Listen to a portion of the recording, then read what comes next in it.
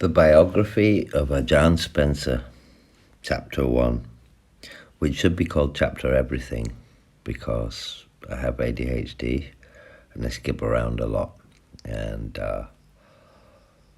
any people who know me intimately, who have known me for years and have heard me tell stories, some from 30 years ago, and then another one from 40 years ago, and then one from a year ago, and then go back 10 years again, or in this country and that country, and different episodes, but not in chronological order.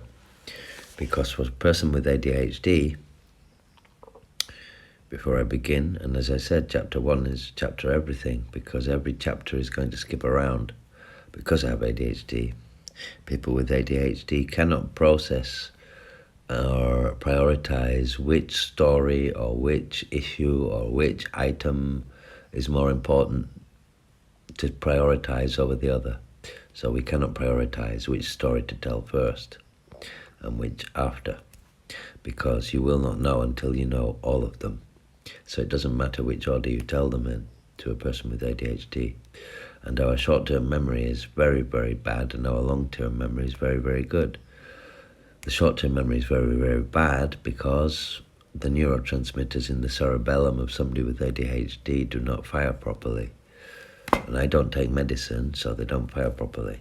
So I can skip from one thing to the other, forgetting what I'm talking about all the time. So bear that in mind with this biography.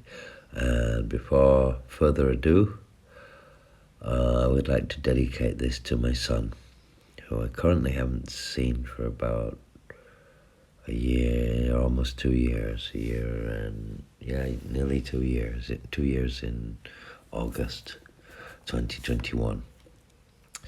And I hope one day he listens to his dad's biography. He finds it and listens to it. So, chapter 1 begins with what? Start where I am right now. I was sat alone, thinking, contemplating, and muttering to myself, which is a sign of madness apparently in common society. But according to the Buddha, when asked if he talked to himself ever, he said, yes, I talk to myself all the time, because if I hadn't have done, I could never have achieved enlightenment. Because if you don't talk to yourself, you don't know yourself. So sometimes it's inwardly, sometimes my mouth actually mutters like a madman, which is listed in one of the 5 forms of rapture in Buddhism, in Buddhist academics, about different experiences you can have in meditation. And one of them is utterances, which means that you're not consciously aware of what you're thinking or whatever is going on, coming out of your mouth. You're not really conscious of it. And that's a kind of rapture. And a lot of these friends who know me for a long time ask me, I'm doing it right now, why I rock when I'm talking or listening. I'm rocking right now. I'm sitting with one leg crossed on the floor and one knee up. So like one foot on the floor with the knee up, and one leg crossed like for meditation on the floor. And I'm sitting on my heel. And I'm rocking forward and backwards, sometimes sideways, sometimes go round in a circle. And a good friend of mine asked me, why are you rocking?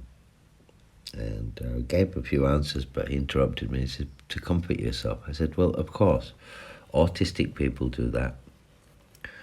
But actually, I'm rocking because everything oscillates. And I have confirmed declassified CIA files and also recent quantum mechanics data to show that matter does not exist and that only energy exists and frequency and oscillation, and there's no such thing as a wave or particle. It's just that energy can behave as a wave or a particle. And because everything oscillates, if you are in tune with nature, then you also oscillate, which is why I am rocking right now when I'm talking. So I'm not just comforting myself, I'm actually... He said, stop rocking, you're doing that to comfort yourself. Well, he didn't say stop rocking, but the insinuation was that. And so I thought about it for a while, and I thought, well, in this case, this person gives me a lot of therapeutic advice for ADHD and to deal with certain things. I give other advice, as my subscribers know, about Rusi and Buddhism, the Buddha's path of practice, and Dhamma. But that doesn't mean I don't have teachers myself. All teachers have teachers. That's how you get to be a teacher, because you learn from your teachers. And everybody in life you meet is a teacher in one way or another. And so this good friend of mine is very similar to me, actually, in many ways, and very different in many ways. I felt insinuation that I should stop rocking. And so I thought about it, and I replied back about a day or two later, saying, actually, I would never stop rocking because that is my natural state. And if I have ADHD, or if I have Wheeler's syndrome, which is a kind of outward autism, meaning you're autistic, but you're an outward person, you talk a lot, like I do. I publish and I talk, and if people come around, I talk their heads off. I message people with 80,000 word messages and stuff. If I do talk to someone, if you can get me on message, which is why I make it difficult to find me, because once you do, then I'll bore you to death.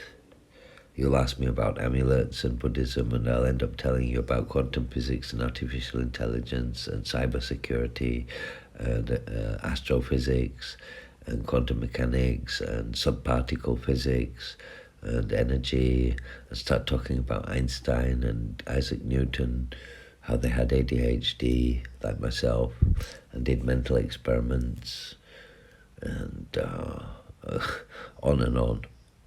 Because I've been many places, many countries, and I've studied many things, and there's a lot more to me than most people know me for. Amulets, Rusiism, the Thai hermit path, being an ex-monk, knowing a lot about amulets. A lot of people believe in my extensive articles to prove my knowledge, and my YouTube videos about that topic. And a lot of people who get in contact with me ask me about Dharma problems and how to understand the Buddha's teaching properly, and I try to help in that as well as I can. But my biography, where does it start? Not at the beginning. Or maybe so. A lot of people ask me, are you English?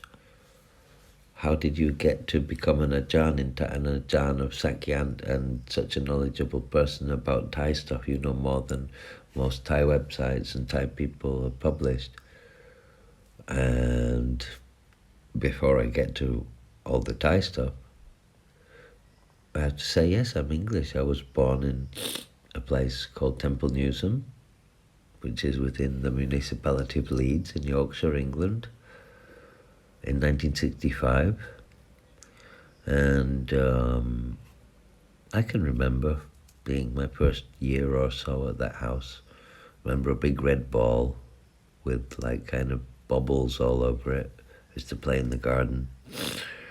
And then we moved to another house, a very big house called Fir Green, in a place called Clifford, which is also in Yorkshire, England, next to Boston Spa, which is now very fashionable to live, and was at the time very, very bumpkin, and near to a small town called Wetherby. And the Fir Green was a massive house. It had like 5 stories. We had 12 racehorses.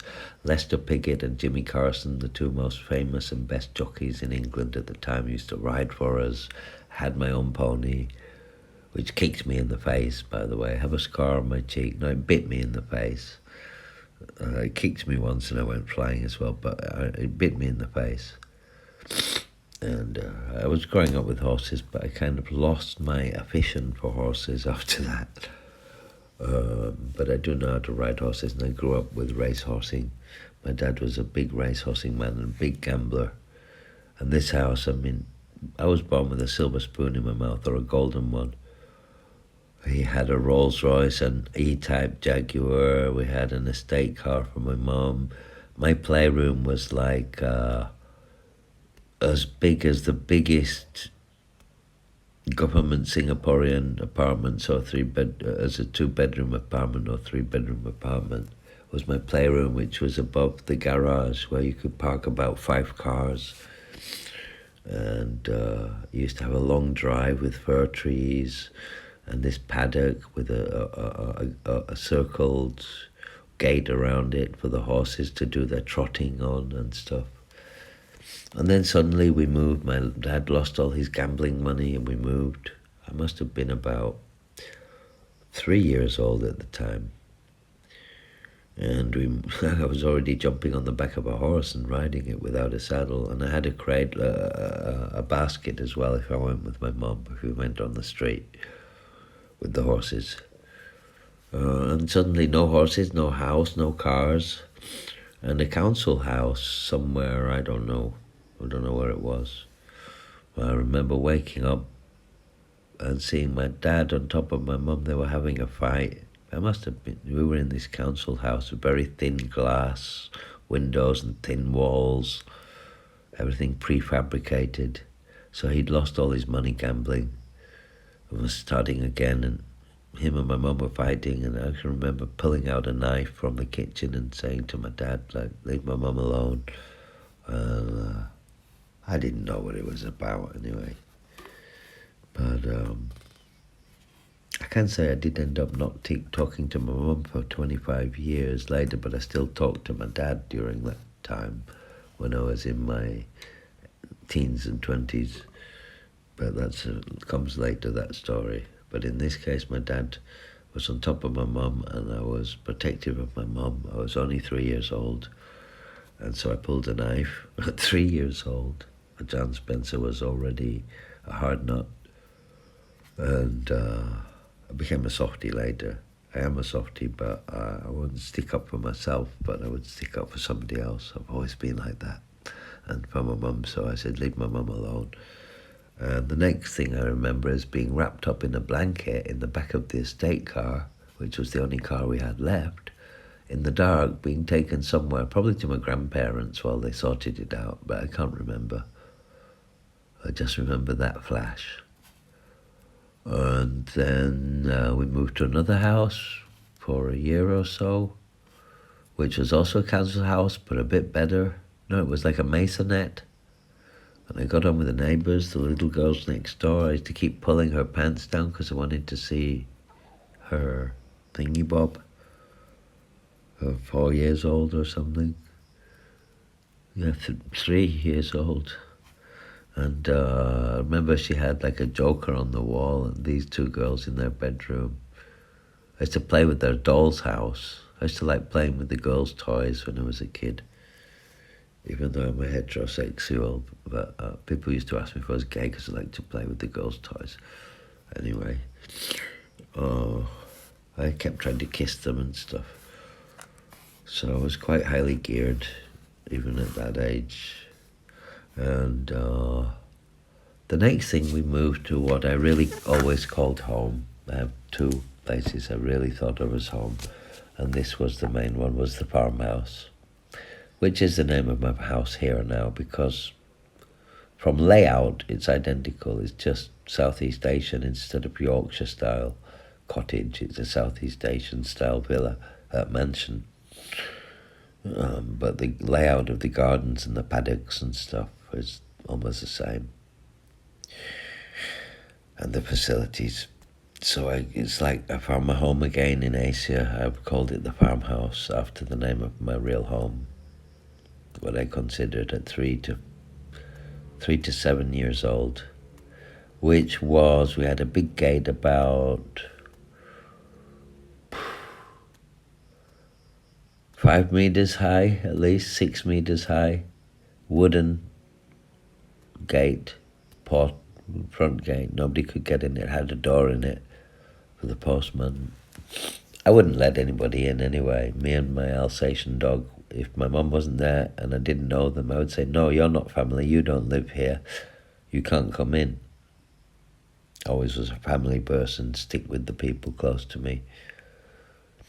So we had a big yard and 2 cottages across, which we used for storage, and we had a barn and another kind of, I don't know what it was, a granary, but we used it to brew pear wine and apple wine and blueberry wine. And we had about 4 acres of land, which is about the same as I have here. It is 6,500 square meters of gardens. So we made our own vegetables. We had a couple of horses in the paddock, race horses. I had my own pet horse. There was a big greenhouse. There was another shed in the first big garden. We had a small walled garden. This is where I had first began to experience my first outer worldly experiences, which for me were normal. I thought everybody was doing it until I questioned my mum about it. Because every night I used to either go to sleep and tell my brother in the bedroom, tonight I'm going to be a Formula One driver and I'm going to wake up in the dream and drive just as I want. And I used to do it. Decide what I'm going to dream and wake up in the dream and control the dream. Or, more often than that, I would find myself disembodied and at the top of the stairs of the farmhouse we lived in. And I would go down into the bathroom, which was slightly sunken, halfway below the level of the small walled garden we had, apart from the big gardens, which had an arch leading into the orchard and the bigger gardens.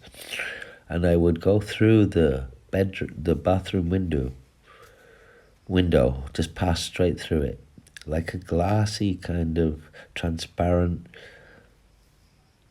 body of light. More like, wasn't emitting a shining light, it was more just like transparent, glassy and reflecting the moonlight. And completely transparent inside, no bodily organs visible. And would fly down to a small field next to our fields and gardens and paddocks, with a dilapidated house next to it, which was next to our house. And I would lie in the long grass there, which was never cut. And I would let the wind blow the grass through my astral body. And I was a child, of course, but in this astral body, I was awake in a way that in our normal human state, you are not awake. And I knew my role and my beginninglessness. I was going to say my origins, my true self, that this was the true before birth, after death, that this was one of the stages of existence that you exist in. Not the only one, but you call it the astral plane, I suppose. And I would feel this grass blowing through my astral body, and it would feel so beautiful, so blissful. And I would stay and stare at the stars for a while, completely silent, innocent, but ages old, but like a young baby child, innocent like a baby child, in purity of mind, no such thing as intention. It was on the astral plane. You didn't have money and jobs and agendas that you needed to have. And could remember who you are, because that's who you are between lives, so that's the real you. So slip into the real me. As a kid, at night, I used to slip into the real me. And then I would fly up over what was to become my future primary school, which was a few streets and fields away, because it was quite farming land and countryside village, Clifford. You know, stone Yorkshire houses, cottages, and sheep and God knows what. And I would fly to the playing field behind that primary school, fly through the sky for a while, which was very exhilarating, always is in astral travel, and land below the oak tree in the far left corner of the field, coming from my house, from that perspective. And I would lay under that tree there is no sense of time in that state. So it's hard to say for how long, but I would stay there for a decent period of experience, if not time. You cannot use time as a measurement in that place, in that dimension of existence. And I would eventually return and wake up. And I would remember having done it. And so one day I asked my mum, and I think my dad was already gone, because when I was 5 she caught him out and threw him out and divorced him, and that will come shortly. But whether or not, my dad wasn't there. He wasn't hardly there ever anyway. He was always working or gambling or whatever, seeing women and drinking. My mum was hardly ever there too, actually, but I'll get into that. She did not bring me up. I was brought up by various people she dumped me with, basically. Which wasn't bad. I got to learn a lot. Don't regret it. But I asked my mum, see, that's ADHD, I'm skipping. I asked my Mum, do you go outside and travel like this at night when you go to sleep? Come out of your body and do this and that? And I explained what I did, and my mum said, no, son, grown-ups don't know how to do that anymore, but all children do it. And as you're growing up, you become a grown-up, you forget how to do it, you forget. And that really shocked me. I thought, I'm not going to forget. And I did forget by the time when I was 7, I was sent to boarding school to 12 years old, which was horrible. I used to see my parents about maximum once every 3 months for one overnight or a few hours, and that was it. And I hated it. It was like Oliver Twist. It wasn't like Harry Potter, it was like Oliver Twist. But it was old buildings like that and very gloomy. But when I was about 16, 17, 18, I learned how to do it again. And for a period, I did it a few times and proved to myself that it wasn't just fake memories from being a child, but that it's actually possible, and that place really does exist and you can go there. And I managed to do it a few times. In Thai, we call it Thot Jit. Thot Jit. Some monks are famous for it. They can Thot Jit, which means they can send their mind out somewhere else and see what's happening somewhere else, which is called remote viewing. And as I mentioned, I downloaded some files, declassified files from the CIA, from the Gateway experience of the Monroe Institute, which was hired by the CIA for the Stargate project, for spying actually, but the Monroe Institute was dedicated to investigating remote viewing. And so they took hundreds, I think 300 subjects, and tested them and used a form of meditation which uses oscillation of the same frequency as nature, because they use the sound of the sea lapping waves on the beach. And all sounds of nature, the human brain, the magnetic pulse of the earth itself, and the tension between the ionosphere and the surface of the earth, and the human brain, when synchronized left and right hemispheres, all pulse at a frequency of 7.83 hertz, which means 7.83 beats a second, 7.83 pulses a second. Yeah, our human minds living in square rooms with square TVs, with square houses, square apartments, we don't see it. People in the country see it a lot more. I'll get into that too. That's optical illusions. I would need to make a video about it to show how optical illusions can be seen by city dwellers but not by country people, because our minds, through seeing square shapes, have been prevented from intuiting these things. Yeah. And so astral travel is something I'd recommend to everybody, because it's something anybody can do. And if you can get into your astral body and be awake, you will know the truth of existence, at least to that level. What lies beyond, who knows, but you will remember who you really are between lives. And hopefully Um, one bad slash good thing is that afterwards you start remembering lives. One should not identify oneself with the previous lives because it's over. It's this life now, and that's who you are now. It's good to remember the places you've been and the things you've been, but to think, I am Cleopatra, because I remember being Cleopatra. And by the way, those reincarnation stories, I don't believe a single word of them, because through my own past life memories, if I was a monk, I wouldn't be allowed to say this is forbidden, but as a Rusi or a normal person, I can say it. And it's an allegation because I can't prove it. Only those who can remember can believe, because they themselves remember and know it's true. If you've never remembered a life, you're just listening to me making claims. You don't know if it's true or not. You have to find out for yourself.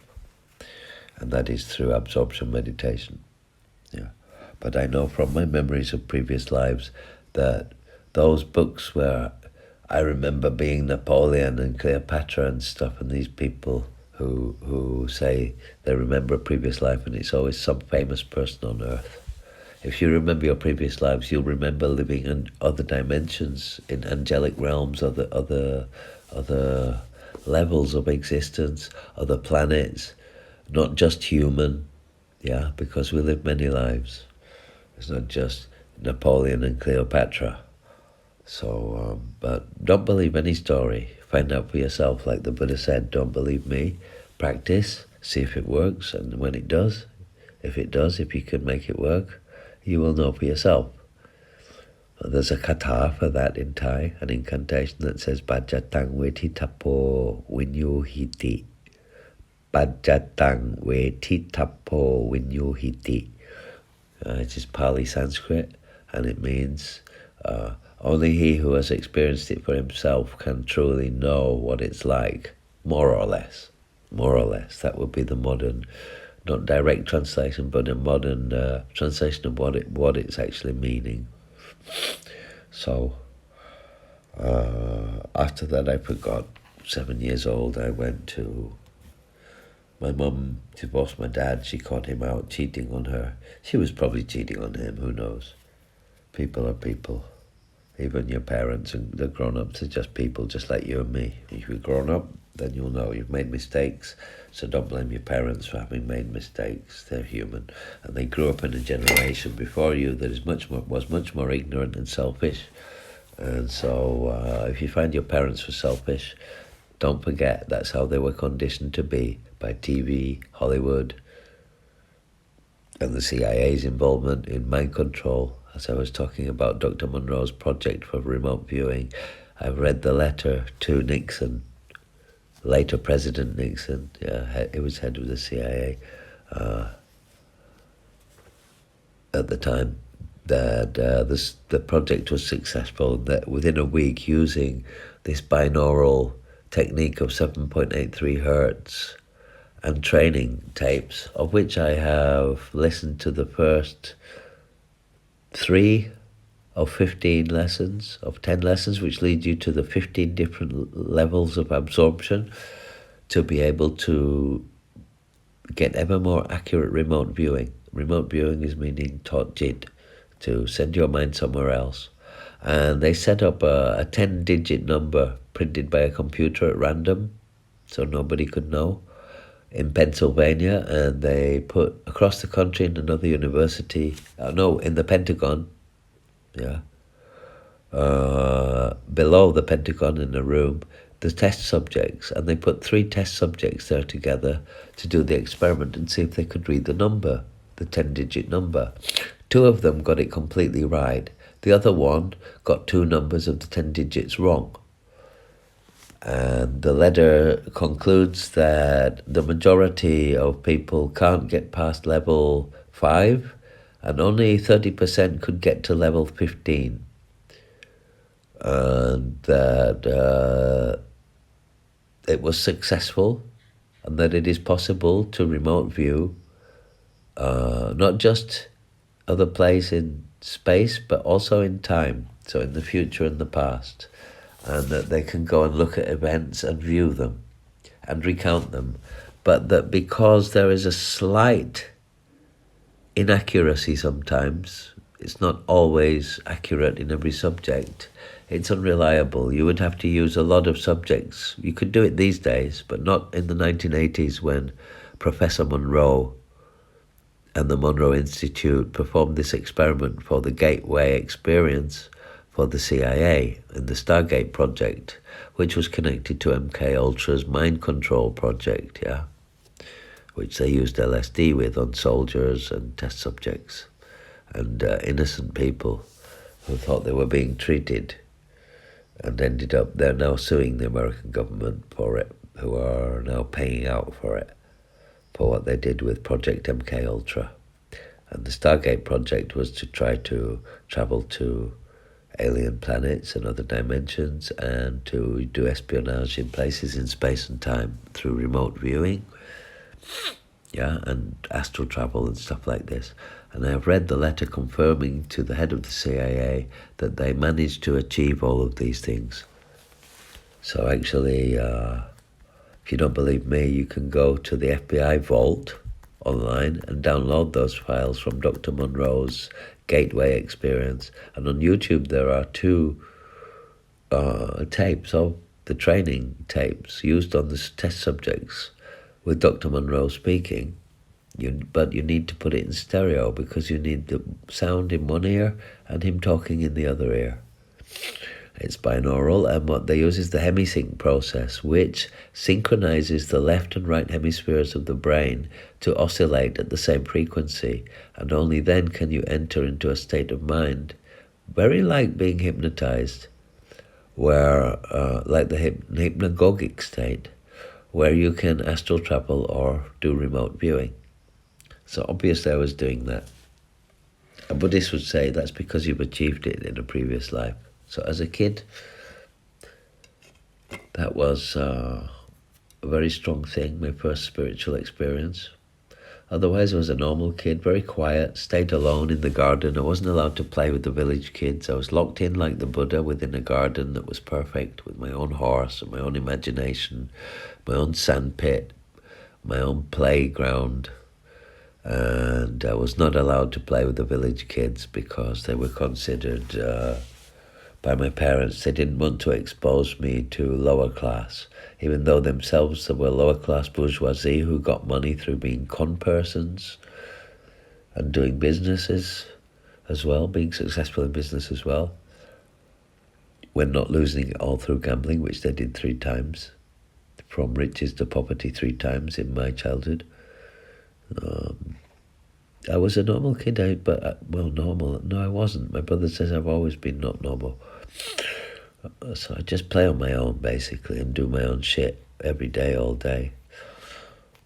Boarding school, kids would be playing football. I would be in the library reading astronomy and stuff like that. My mum's bookshelf at home was full of stuff, everything from Khalil Gibran, the Sufi poet, through to Chariots of the Gods by Erich von Daniken, to books about yoga and the chakras and hatha yoga and raja yoga, so meditation and physical yoga. And I started practicing that, and breath meditations, which I later found out to be related to Thai Buddhist anapanasati of the Buddha's teaching, the breath, mindfulness of breath practice, which was really strange. There was a green lady painting on the wall in my mum's house in Malta. She moved to Malta when she put me in boarding school at 7 years old. She fought my father for 2 years in court for custody, and as soon as she got it, she dumped me in a boarding school in York, England, St. Peter's, York, the oldest school in England, founded by St. Peter, apparently. That's where I met Margaret Thatcher, actually.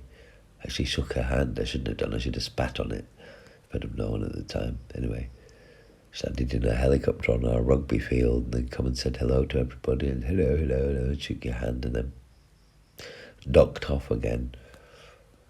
If you exchange the D for an F. That's because I want to monetize this on YouTube, so you're not allowed to say that F word.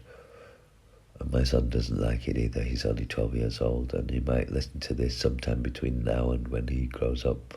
So, Anyway, she went to live in Malta and put me in a boarding school for 5 years. And I wrote her letters every other day or so, begging to get me out of there, and she ignored me for 5 years. I figured it out in the end. Get yourself expelled, and then she'll have to take you, because she's the custodian. Like, she won custody and then moved to another country and left me in England in a boarding school after fighting my father for custody, who was only 20 miles away from York, living in Clifford. But he was happy with that, because actually neither of them, in retrospect, knowing as an adult and remembering what I remember and knowing them like I know them, my mum, rest in peace, I love her, yeah. But neither of them wanted the responsibility. My mum wanted to have fun. She was 40 or something, so you think, okay, I'm not going to be able to get men and go out dancing all the time and water skiing and stuff for the rest of my life. Let's use these last years to get the best out of it. Well, good for her, man. If she'd have explained that to me, I'd have said, ducking do it, Mum, for gosh sake. But don't send me to boarding school, let me live with my dad. But the problem was, my dad was up to his own fun and business. And so they were quite happy for me to go to boarding school. Luckily at that boarding school, I learned things like alternative thinking as a topic. 2 boarding schools, St. Peter's and later De La Salle on the island of Malta. When I got expelled, my mum had to take me. She put me in another boarding school after promising not to do that, because Malta's so small, it's only 16 miles long, you can go home every day. You don't need to board. That's only for people whose parents are in another country. I was the only kid there whose parents were in Malta who actually was in boarding school in Malta. Everybody else's parents were in another country. When I found out there was a school bus taking people home to where I lived every day, I just got on it and refused to go to board anymore. And my mum says, no. And I said, no. In which case, I'm not even going to school anymore. I was 13 then, that's when I left school. She says, well, you have to help me work with the apartments we rent out to tourists, which was 2 blocks. I used to have to paint them, do the gardening, change the gas bottles, do the interior painting, paint the railings in the winter season for the opening season. That was good. But at boarding school in St. Peter's, Greek classics, the rise of civilization, Latin, French, all of the subjects that all of the great knowledgeable people, the geniuses, all of the powerful people, most of the other people in that school, they were like the sons of sheikhs from Arabia, or people who've turned out to be, then most of the people I went to school with are now politicians, or like captain of the England cricket team once, not now, but once in the past, and Olympic swimmers, and all real achievers usually went on to Oxford or Eton or somewhere, and some would be MI6 and MI6 and MI5 and politicians, MPs, and God knows what. I ended up becoming a hippie punk rocker and travelling around Europe, rucksacking, in England becoming a New Age traveller, living on the Peace Convoy, living on National Trust land with gypsies, wherever there were stone circles, practicing druidism and hermetic magic. Yeah, that was much later actually. I was about 17, 18 at the time. Before that I moved to Malta and De La Salle College. See, I'm skipping. And lived with my mum because she had to take me. And she put me in boarding school because she was still having fun and business. But after a while, I think it took me about 6 weeks of boarding or 10 weeks to realise. And it took the school 2 months to write my mum a letter saying that last Tuesday your son was missing from class. And she said to me, well, Spencer, I was angry when you refused to go to school, but seeing as you've been out of boarding school for 2 months and they've only just noticed that you missed 1 class, they haven't even noticed that you're missing. I'm glad you came home, son, because obviously they're not taking care of people there. So I still have to explain a lot between the farmhouse and the divorce and my spiritual experiences back then, and the 5 years in boarding school in St. Peter's, York, before I got to Malta to live with my mum, which is where I got to get my first 3.5-meter long fiberglass racing dinghy with a Johnson outboard engine and spend every day on the ocean or on a windsurfer or with my boat. But chapter 2, I think I'll continue with expanding on the events of my early life in England. I'll finish with saying that during that time, I did get to see the forbidden film in Thailand, what was it called? The King of Siam or something? The King and I, with Yul Brynner. And I noticed I was always interested in Japan and China, always fascinated with Asia. But when I saw Thailand, that was the only exposure I'd ever had to Thai culture, and it's banned in Thailand. But I saw the clothes they wore, the traditional clothes and the tradition, that as it was wrongly presented, but presented in a way. I saw this country is different from every other culture in Southeast Asia. It is so individual and different from all of the rest of them. And my interest was sparked, and I said to myself, one day, I was 7 years old, I said, one day I will go and live in Thailand, just like that teacher, that woman did in The King and I will learn the ways of the Thai people, and I will integrate. So I'll end with that, and soon, hopefully, I'll have to listen to what I've said here so that I can remember other events and talk on the fly, just like this.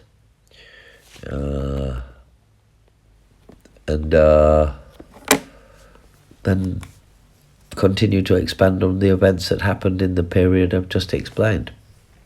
So it's going to take a while to get to real occultism and Buddhist monk and Dharma, enlightenment, but there's going to be a lot of cosmic talk, a lot of crazy events, a lot of very, very varied stories in my life. I've lived 36 countries. I've been underground, off-grid most of my life, never registered mostly.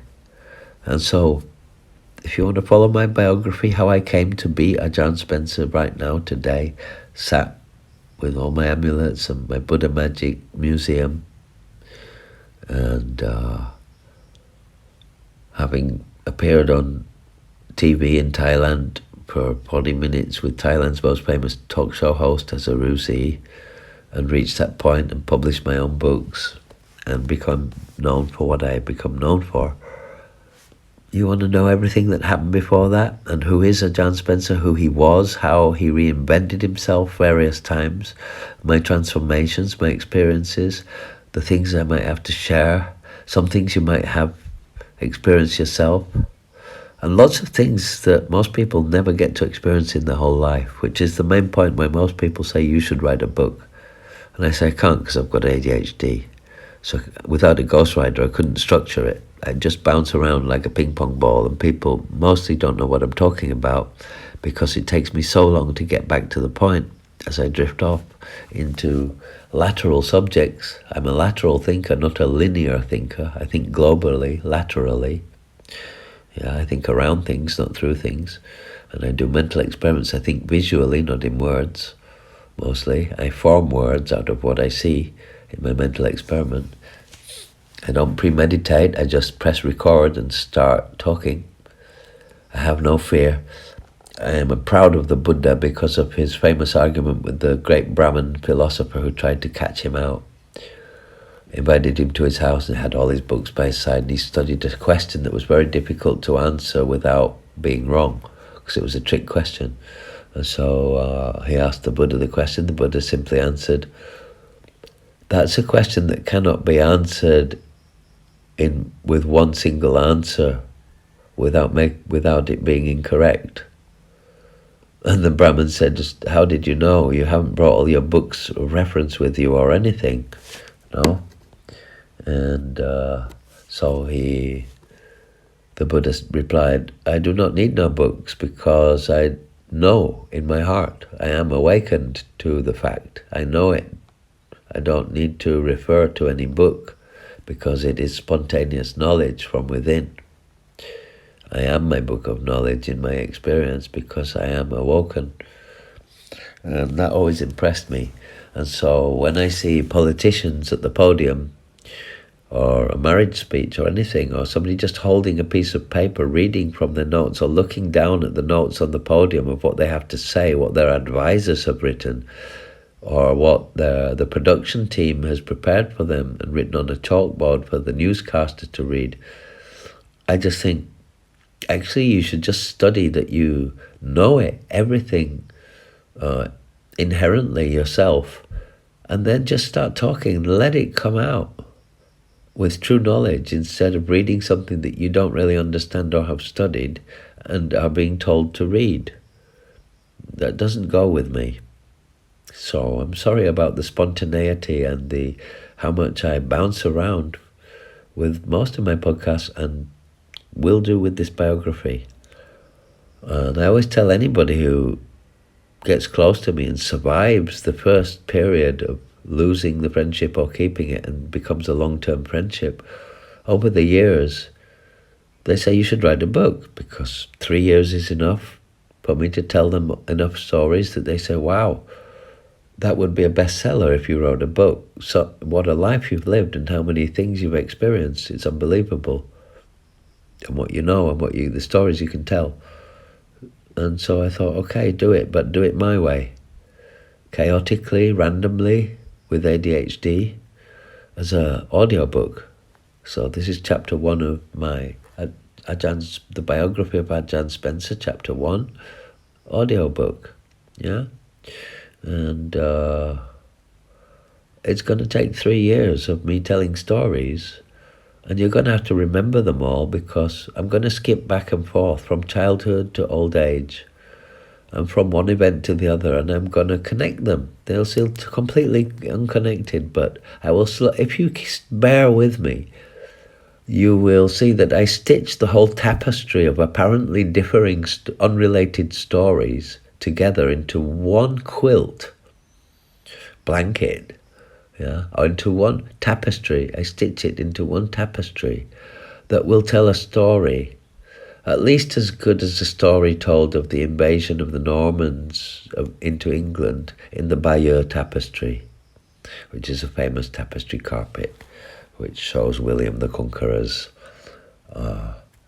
invasion and King Harold's death, of course, in 1066 at Hastings, which is one thing I learned in boarding school at St. Peter's, which is where I was imprisoned for 5 years in York. As my mum went to Malta. My life in Malta was great. I hope to get into that the next time. But I think, no, I will go into the horrors of the Oliver Twist-style boarding school, the 5 years of boarding school, and tell you a little bit more about my parents and some of my experiences during that time. And I'll probably skip into Malta as well, because I have ADHD, as already given as disclaimer and explanation for this very unorthodox method of constructing a biography that no editorial would accept. And that's why I prefer to do it my own way and self-publish, because I don't want to structure it according to the stupid linear way of thinking. I like to tell a story in a lateral manner. I like to bounce about because there is, for ADHD, no past, present or future, no beginning, middle and end, no series of steps to take in which particular order. I believe not only Isaac Newton and Einstein had ADHD, but rather also Leonardo da Vinci, because he had the typical signs. He had hundreds of projects on the go at the same time, many of which he finished and many of which he never did. He was a genius. He did mental experiments. He was very creative. As many people know, I like to make my own music albums. I compose everything myself, play every instrument myself. I like to decode things. I decode Pig Latin. I decoded ancient Khmer. I'm decoding Tai Lana, hill tribe language, Sanskrit, Pali Sanskrit. I speak fluently 4 languages and understand fluently 6 languages. I can speak, read and write fluently 4 languages as a polyglot. Nearly 5 if you include Catalan. And I understand Arabic and Maltese as well. And I tend to have this decoding thing, this inclination to want to decode everything, and a very fast nature in decoding things, especially etymology, semantics, languages, and searching for the roots of words and how they're related each language. The more languages you speak, the more relationships you see between each language and where it came from. Back to Pali Sanskrit and then go before to cuneiform in Sumeria, Devanagari, Hindi, and so on. Go back to the early Celtic inscriptions, the runes, which I taught myself how to write and throw the rune stones when I was about 18 or 19. I was already doing that. That's for next time. My occult years, I hope to tell in the next chapter of the biography of Ajarn Spencer. Spoiler alert, some of it will be very scary. So, the horrors of boarding school, the wonders and miraculous and strange events of magic, hermetic magic and occultism and nature magic, witchcraft, and how I got deeply into the very deep levels of that craft and got to meet most of the most prominent members of the craft during that time, and of my horrors in boarding school, and a little skips to Malta in chapter 2. And I'll have to listen to the end of this podcast to remind me to include that in chapter 2, because I'll have forgotten by the time I've published this, with my ADHD, short-term memory lapse. Ajarn Spencer, not talking about Buddhism for once, or amulets, with my biography in its first ever chapter, signing off.